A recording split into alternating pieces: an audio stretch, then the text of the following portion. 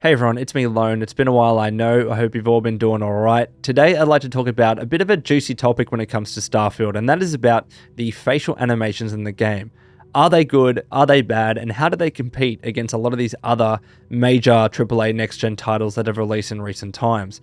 It's been a bit of a point of discussion in the community, to say the least, ever since the Xbox Bethesda showcase, in terms of whether these facial animations in the game are actually good or not. I've seen people on both sides of the fence, and I want to throw in my 2 cents because I'm someone that has covered my impressions of Starfield since the gameplay reveal. I said stuff on both sides of the fence. I said, for instance, that I didn't like the desaturated look in the game, but I've also said positive stuff. And the main thing I would say, probably one of the main things anyways, that I said as a positive was that I found the facial animations in the gameplay reveal to be very impressive.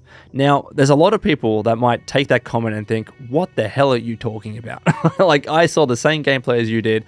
I thought it looked trash. And that's exactly what I want to talk about today, right? Because I feel like, I'm not going to say everyone because that's unfair, but I feel like there's a good portion of people that might be losing a little bit of the nuance and the context when it comes to the games that Bethesda Game Studios makes.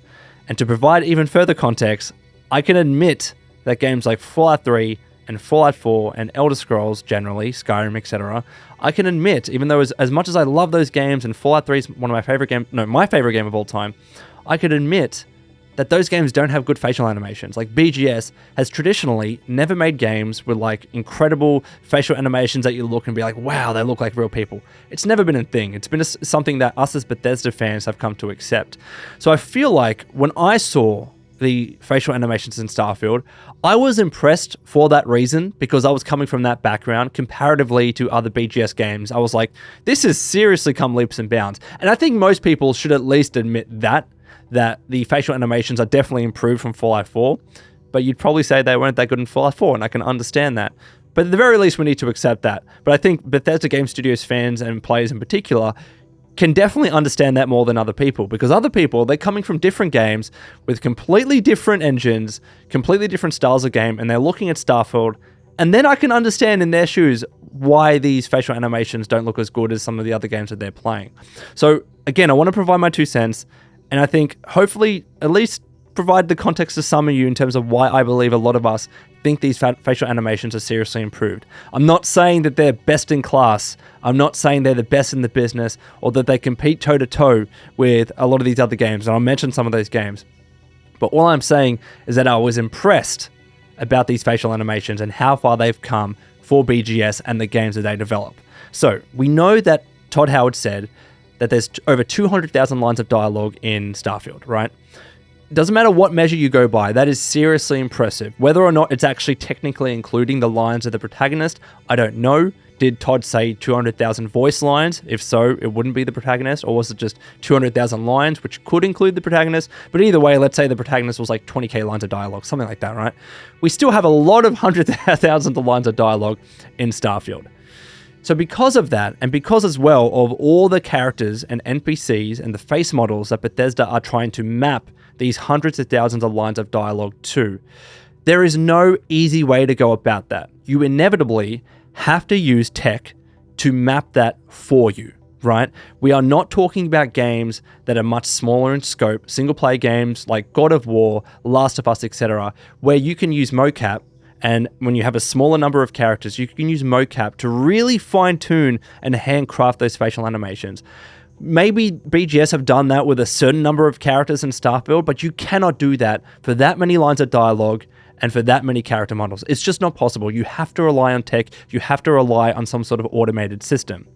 So because of that, when we compare the facial animations in Starfield to other games, we need to be fair in our comparisons. And even if after this you want to say that they still look shit, fine.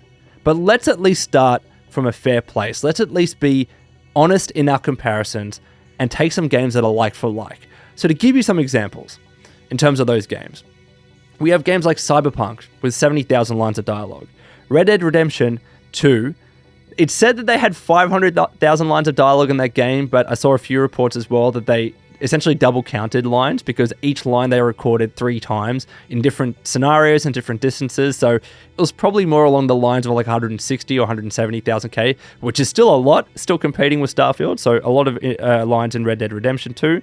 Final Fantasy VII, 96,000. Dragon Age Origins, we're going back a little bit now. Dragon Age Origins, 68K. Andromeda was 65K. GTA 4 was 80,000 K. Outer Worlds even was 50,000 K.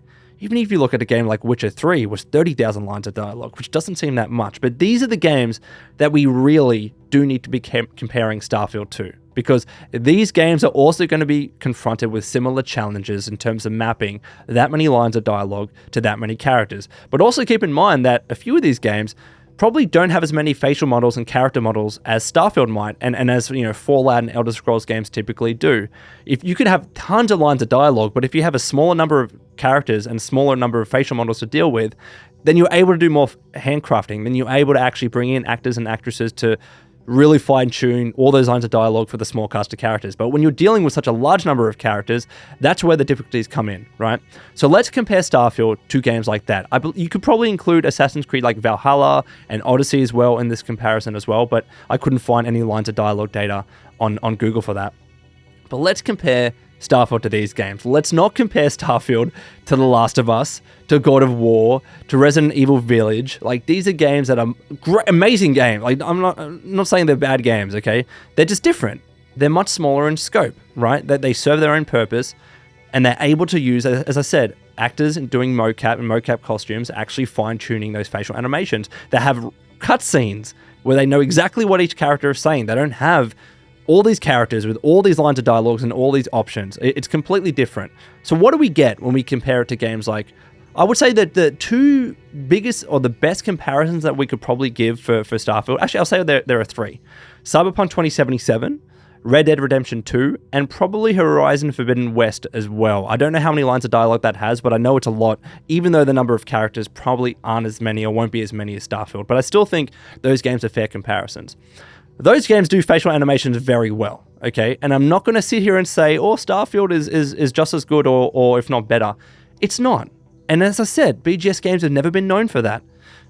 Red Dead Redemption 2 looks freaking incredible. Horizon Forbidden West has some of the best facial animations. And this is coming from someone that played Horizon Zero Dawn, where they were not good. They improved so much. That was my biggest, sticking point with Horizon Zero Dawn. The facial animations in that game were not good. So when you looked at Horizon Forbidden West, I was like, yeah, these are seriously impressive. So is Starfield competing with those games? No, they're not. No, I don't believe the facial animations in Starfield are as good as those games.